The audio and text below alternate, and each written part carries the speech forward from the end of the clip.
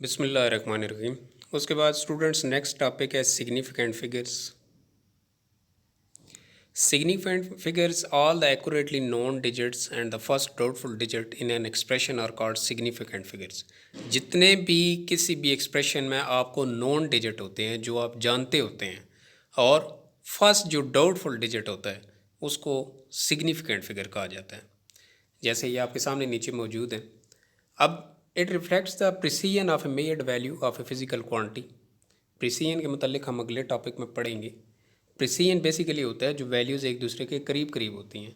ये कोई भी एक मेजर्ड वैल्यू जो होती है, जैसे आपके सामने ये वाली एक मेजर्ड वैल्यू मौजूद है। इस मेजर्ड वैल्यू के अंदर जितनी भी ये वैल्यूज़ हैं ये एक दूसरे के करीब करीब हैं। ये उसकी प्रिसीजन को रिफ्लेक्ट करता है और ये किसी भी एक फ़िज़िकल क्वांटिटी की वैल्यू होती है। फॉर एग्ज़ाम्पल ये किसी की लेंथ हो सकती है, किसी की विड्थ हो सकती है और किसी भी चीज़ का वेट हो सकता है, किसी भी चीज़ का मैस हो सकता है। तो बेसिकली ये किसी भी एक फ़िज़िकल क्वांटिटी की एक मेजर्ड वैल्यू होती है जो आप खुद मेजर करते हैं। उसके बाद नेक्स्ट है कि ये किन किन फैक्टर्स पर डिपेंड करती है। तो it depends on the quality of the measuring instrument. Measuring instrument मतलब जो भी आप इंस्ट्रूमेंट यूज़ कर रहे हैं। फॉर एग्जांपल अगर लेंथ मेजर कर रहे हैं तो आप मीटर रॉड को यूज़ करेंगे या स्क्रू गेज को यूज़ करेंगे या वर्नियर कैलिपर को यूज़ करेंगे। तो ये उनकी क्वालिटी पर डिपेंड करता है। और जो उसको मेजर कर रहा है, फॉर एग्ज़ाम्पल आप हैं, आप अगर ये एक्सपेरिमेंट कर रहे हैं तो आपकी स्किल पर डिपेंड करता है कि आप कितनी महारत से उसको मेजर करते हैं। मतलब कोई भी सिग्निफिकेंट फिगर्स जो हैं वो एक्यूरेटली तभी आ सकते हैं अगर आप उसमें माहिर हैं। अगर आप एक्यूरेटली उसको मेजर करते हैं तो फिर ठीक आ सकते हैं। और दूसरा, आपके इंस्ट्रूमेंट की क्वालिटी अच्छी है। तीसरा चीज़ है the number of observations made. कोई भी जो आंसर है, एक बात हमेशा याद रखें, कोई भी एक्सपेरिमेंट एक दफ़ा परफॉर्म नहीं किया जाता बल्कि उसको बार बार परफॉर्म किया जाता है। कम से कम 4 से 5 बार उसको परफॉर्म किया जाता है। उसकी 5 बार वैल्यूज़ ली जाती हैं और फिर उनको कंपेयर किया जाता है कि इन वैल्यूज़ में कितना डिफरेंस आ रहा है। अगर उनमें डिफरेंस आ रहा हो, जैसे हमने पीछे पढ़ा है रैंडम एरर, तो फिर उनकी एवरेज ले ली जाती है। अगर वैल्यूज़ में डिफरेंस आ रहा हो, अगर वैल्यूज़ हर बार एक जैसी आ रही हो तो मतलब आपका इंस्ट्रूमेंट भी ठीक है और आप उसको मेजर भी ठीक कर रहे हैं। तो ये ऑब्जर्वेशंस पर भी डिपेंड करता है। उसके बाद आगे इसके रूल्स हैं सिग्निफिकेंट फिगर्स पे। एक तो आपने बात याद रखनी है कि जितने भी नॉन ज़ीरो इंटीजर्स हैं उनको सिग्निफिकेंट फिगर्स कहा जाता है। नॉन ज़ीरो इंटीजर्स कौन से हैं? 1 से लेकर 9 तक। ठीक है, ज़ीरो जो है वो ज़ीरो है, बाकी जितने भी डिजिट हैं ना 1 से लेकर 9 तक, 9 तक, ये सारे सिग्निफिकेंट फिगर्स हैं। अब ज़ीरो जो है वो ज़ीरो 3 टाइप का होता है। एक लीडिंग ज़ीरो होता है, एक कैप्टिव ज़ीरो होता है और एक ट्रेलिंग ज़ीरो होता है। अब इन तीनों के नाम अलग भी कई जगह पर लिखे होते हैं। लीडिंग ज़ीरो को लेफ़्ट ज़ीरो भी कहा जाता है, कैप्टिव ज़ीरो को मिडल ज़ीरो भी कहा जाता है या इन बिटवीन ज़ीरो भी कहा जाता है और ट्रेलिंग ज़ीरो को राइट ज़ीरो भी कहा जाता है। तो इन तीनों को हम देखते हैं कि इन तीनों का क्या रोल होता है इसमें। लीडिंग ज़ीरो कौन सा होता है? Zeros that proceed all the non zero digits, they do not count as significant figures. जो ज़ीरो किसी भी जो सिग्निफिकेंट फिगर होता है उससे पहले मौजूद होते हैं, ये वाले, जैसे आपके सामने ये वाले ज़ीरोज़ लिखे हुए हैं, ये ज़ीरो सारे 5 से पहले हैं। इनको आप सिग्निफिकेंट फिगर नहीं कहेंगे। आपके सामने ये ब्रैकेट के अंदर लिखा हुआ है 3SF। SF का मतलब है सिग्निफिकेंट फिगर। मतलब इस एक्सप्रेशन के अंदर सिर्फ 3 ही सिग्निफिकेंट फिगर्स हैं, एक 5 है, एक 6 है और एक 2 है। ये जो पीछे ज़ीरो लिखे हुए हैं ये सारे कैप्टिव ज़ीरो, लीडिंग ज़ीरो हैं। इनको हम सिग्निफिकेंट फिगर्स में काउंट नहीं करेंगे। उसके बाद नेक्स्ट है कैप्टिव ज़ीरो। कैप्टिव ज़ीरो होता है zeros between non zeros digits. मतलब नॉन ज़ीरो डिजिट होते हैं जो 1 से लेकर 9 तक होते हैं, उनके दरमियान जितने ज़ीरो आएंगे उनको हम कैप्टिव ज़ीरो कहेंगे। मतलब जो दरमियान में मौजूद होते हैं, जैसे ये है, इस एक्सप्रेशन के अंदर देखें, ये आपके सामने 13.009 लिखा हुआ है। तो ये 13 और 9 के दरमियान 2 ज़ीरोज़ मौजूद हैं। इनको हम सिग्निफिकेंट फिगर्स में काउंट करेंगे। अब देखें आपके सामने ब्रैकेट के अंदर 5SF लिखा हुआ है, मतलब इसके अंदर 5 सिग्निफिकेंट फिगर्स हैं। तो आप गिन भी सकते हैं 13.009। तो इसमें टोटल 5 सिग्निफिकेंट फिगर्स हैं। इसमें जो ज़ीरोज़ हैं, कैप्टिव ज़ीरो जो होता है उसको हम सिग्निफिकेंट फिगर्स में काउंट करते हैं। उसके बाद नेक्स्ट है trailing zeros. Zeros at the end of the number जो राइट साइड पे होते हैं, they count as significant figures only if the numbers contain a decimal point. इनको हम कई दफ़ा सिग्निफिकेंट फिगर में काउंट करते भी हैं और कई दफ़ा नहीं करते।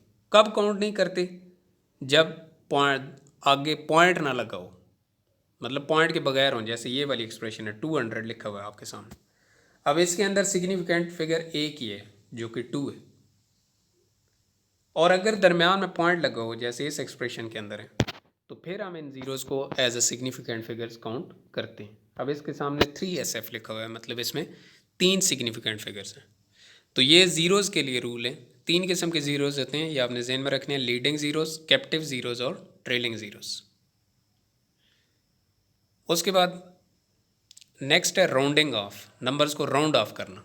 ये आपने वैसे पहले भी मैथ के अंदर भी ये काम आप करते रहते हैं, राउंडिंग ऑफ का। तो rounding is minimizing the number while keeping its value, मतलब किसी भी नंबर की वैल्यू को कायम रखते हुए उसको मिनिमाइज कर देना। मिनिमाइज करने का मतलब है कम कर देना, किसी भी नंबर को कम कर देना, मिनिमाइज कर देना। जैसे आपके सामने ये लिखा हुआ है 18.5। अब 18.5 को आप राउंड ऑफ करके 19 लिख सकते हैं, तो इसको हमने मिनिमाइज कर दी है, कम कर दी। ऐसे ही 17.3 है, इसको आप राउंड ऑफ करके 17 लिख सकते हैं। अब 18.5 को 19 क्यों कर दिया और 17.3 को 17 ही क्यों हमने रहने दिया है, इसको हम आगे देखते हैं नेक्स्ट स्लाइड में। हाउ टू राउंड इट, तरीका क्या है इसका? सबसे पहले आपने डिसाइड करना है, decide which numbers to keep, कि कितने नंबर आपने रखने हैं। मतलब पॉइंट के बाद अगर आपके 5 डिजिट लिखे हुए हैं और आप पॉइंट के बाद 2 डिजिट रखना चाहते हैं, तो वो 2 आपने पहले सिलेक्ट कर लिए। अब उससे आगे आपने देखना है leave the same if the number is less than 5, less than 5। जो नंबर जहाँ तक आपने रखना है, फॉर एग्जांपल 23.45 आपके सामने लिखा हुआ है ना, तो आपने आखिरी नंबर देखना है पॉइंट के बाद। अगर तो वो 5 से छोटा है तो उसको वैसे का वैसे ही लिख दें। जैसे हमने 17.3 देखा था, अब 17.3 में जो 3 है ये 5 से छोटा है, और इसको हमने सेम ऐसे ही क्या लिख दिया, सिर्फ 17 ही लिख दिया, क्योंकि ये 5 से छोटा था। डेसिमल जो था पॉइंट, डेसिमल पॉइंट के बाद जो थर्ड डिजिट वो 5 से छोटा था, तो इसको हमने वैसे ही लिख दिया। अब सेकंड क्या होता है, राउंड इट ऑफ और add 1 if the number is exactly 5 और अबव। अगर नंबर 5 या 5 से बड़ा है, ये बात आपने ज़हन में रखनी है कि अगर नंबर 5 या 5 से बड़ा है तो फिर उसमें आपने 1 ऐड कर देना है। मतलब अगर 4 है तो उसको 5 कर दें, अगर 5 है तो 6 कर दें, 6 है तो 7 कर दें, 7 है तो 8 कर दें। ठीक है। फॉर एग्जांपल ये नीचे आपके सामने 2 एग्जांपल्स लिखी हुई हैं इसकी। पहली एग्जांपल को देखें, 23.45 है। अब 4 5 है, मैंने पहले ऊपर ये आपके सामने लिखा हुआ है कि अगर नंबर 5 या 5 से बड़ा है। अब 4 5 है तो इसको आपने बढ़ा के क्या कर देना है, 4 को 5 कर देना है, तो इसको आप राउंड ऑफ करके 23.50 लिख सकते हैं। इसको राउंडिंग अप भी कहा जाता है, मतलब आपने नंबर बढ़ा दिए। राउंडिंग अप, राउंडेड अप का मतलब होता है नंबर बढ़ा देना। उसके बाद नीचे वाली एग्जांपल को देखें, 65.73। अब 3 जो है ये 5 से छोटा है, तो इसको आपने राउंड ऑफ करके वैसे का वैसे ही रहने देना है, लीव द सेम। इस पॉइंट के अंदर देखें, अगर ये 5 से छोटा है तो इसको आप वैसे का वैसे ही लिख दें, जैसे हमने 17.3 को 17 ही लिख दिया था, इसमें भी ऐसे ही 65.73 को आप 65.7 ही लिख देंगे। इसको राउंडेड डाउन भी कहा जाता है, मतलब इसमें आपने नंबर बढ़ाया नहीं है, इसलिए इसको राउंडेड डाउन कहा जाता है। उसके बाद नेक्स्ट देखें y5, कि 5 ही क्यों देखा जाता है, कि नंबर 5 या 5 से बड़ा है तो उसको बढ़ा दें, अगर 5 से छोटा है तो वैसे का वैसे रहने दें। उसकी वजह यह है कि 5 मिडल नंबर है। आपके जो नॉन ज़ीरो सिग्निफिकेंट फिगर्स हैं ना, वो 1 से लेकर 9 तक है, और उनका जो मिडल नंबर है वो 5 है। Imagine in a given sport 5 members पर टीम।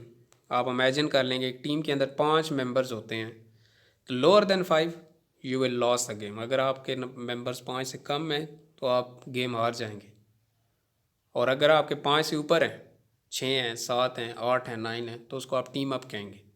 तो 5 जो होता है बेसिकली मिडल नंबर होता है, इसलिए 5 को देखा जाता है। अगर 5 से कम है तो वैसे का वैसा रहने दें, और अगर 5 से ग्रेटर है तो उसको बढ़ा दें। उसके बाद हाउ टू रीड इट, कि इसको पढ़ना कैसे है। Decimal point signifies the word and. जो डेसिमल पॉइंट होता है, जिसको आप पॉइंट भी पढ़ते हैं आम रूटीन में, उसको वो क्या सिग्निफाई करता है, एंड वर्ड को, मतलब उसको आपने एंड पढ़ना है। जैसे आपके सामने ये एग्जांपल लिखी हुई है ना 23.567, तो इसको आप कैसे पढ़ेंगे 23.567। अब एक बात आपने जहन में रखनी है जो कि मैं यहाँ बताना चाहता था कि 23.567 नहीं पढ़ना आपने। इसको पॉइंट के बाद हमेशा डिजिट्स को अलग अलग करके पढ़ा जाता है। इसको आपने पढ़ना है 23.567, 567 नहीं पढ़ना। इसको क्या पढ़ना है 23.567। उसके बाद कुछ मैथमेटिकल ऑपरेशन है, राउंडेड ऑफ तो आप पढ़ ही चुके हैं, सिग्निफिकेंट फिगर्स भी पीछे हम पढ़ चुके हैं। मल्टीप्लाइंग और डिवाइडिंग, फॉर एग्जांपल अगर आपने दो सिग्निफिकेंट फिगर्स को मल्टीप्लाई किया है, ये आपके सामने मल्टीप्लाई किया हुआ है इनको हमने, तो significant figure for final answer, तो फाइनल आंसर आपने कैसे लिखना है, the quantity which has the least number of significant figures, ऐसी क्वांटिटी जिसके अंदर कम से कम सिग्निफिकेंट फिगर हो। जैसे इन दोनों को मल्टीप्लाई करने से जवाब आता है 73.35, लेकिन हम फाइनल जो आंसर लिखेंगे उसमें हम दो सिग्निफिकेंट फिगर्स रखेंगे, तो हम इसको राउंड ऑफ करके क्या लिख देंगे, सिर्फ 73 लिख देंगे। दो सिग्निफिकेंट फिगर्स तक हम इसका आंसर नोट करेंगे। उसके बाद नेक्स्ट ऑपरेशन है एडिंग और सब्ट्रैक्टिंग। चार ही ऑपरेशंस होते हैं मैथमेटिकल ऑपरेशन, एक dividing, divide, multiply, addition and subtraction, ये चार बेसिक ऑपरेशंस हैं। तो पहले दो हम देख चुके हैं। उसके बाद नेक्स्ट है एडिंग और subtracting. Number of decimal places for final answer, इसमें हमने फाइनल आंसर कैसे लिखना है। फॉर एग्जांपल ये आपके सामने 3 नंबर्स को ऐड किया गया है। The smallest number of the decimal place of any quantity in the sum, सबसे कम डेसिमल प्लेस वाला नंबर आपने नोट करना। फॉर एग्जांपल इसका आंसर आता है 31.123, इन तीनों को ऐड करने से आपका आंसर क्या है 31.123, लेकिन आपने जो फाइनल आंसर लिखना है वो 31.1 तक लिखना है। मतलब पॉइंट के बाद आपने एक सिग्निफिकेंट फिगर लिखना है सिर्फ, जस्ट, ठीक है। डेसिमल नंबर आपने जस्ट एक ही लिखना है, 1 डेसिमल प्लेसेस, ठीक है। इसको 1 डेसिमल प्लेस तक आपने लेकर जाना है। पॉइंट के बाद आपने 2 डिजिट्स अगले छोड़ देने हैं, उनको स्किप कर देना है। इसका आंसर जो फाइनल आप लिखेंगे वो लिखेंगे 31.1। तो ये दो बातें आपने जहन में रखनी है, मल्टीप्लिकेशन और डिवीजन में, और एडिशन और सब्ट्रैक्शन में। तो ये था बेसिकली आपका टॉपिक सिग्निफिकेंट फिगर्स, छोटा सा एक टॉपिक था, लेकिन ये इंपॉर्टेंट इसलिए है क्योंकि ये रूल जो नंबर्स को आपने राउंड ऑफ करना है ना, ये आपने आगे सारी क्लासेस में यूज़ करना है, स्पेशली मैथ और फिज़िक्स के अंदर। मैथ और फिज़िक्स के अंदर ये आप ऑपरेशन लाजमी करते हैं, क्योंकि आंसर जो आपके आते हैं वो पॉइंट के बाद काफ़ी लेंथी आते हैं। तो फॉर एग्जाम्पल कैलकुलेटर पर आप नंबर्स को डिवाइड करते हैं या मल्टीप्लाई करते हैं, तो पॉइंट के बाद आपका काफ़ी लेंथी आंसर आता है, तो आपने उसको राउंड ऑफ करके लिखना होता है, पूरा आंसर नहीं लिखना होता। तो उसको राउंड ऑफ करने का तरीका ये आपने जहन में रखना है कि अगर नंबर 5 या 5 से ग्रेटर है तो आपने एक नंबर बढ़ा देना है, और अगर 5 से लेस है तो आपने वैसे का वैसे ही लिख देना है। तो आप राउंड ऑफ 2 डिजिट्स तक भी कर सकते हैं, 2 डेसिमल पॉइंट तक भी, 3 डेसिमल पॉइंट तक भी, 4 डेसिमल पॉइंट तक भी। ये आपकी चॉइस है कि आप उसको कहाँ तक राउंड ऑफ करना चाहते हैं।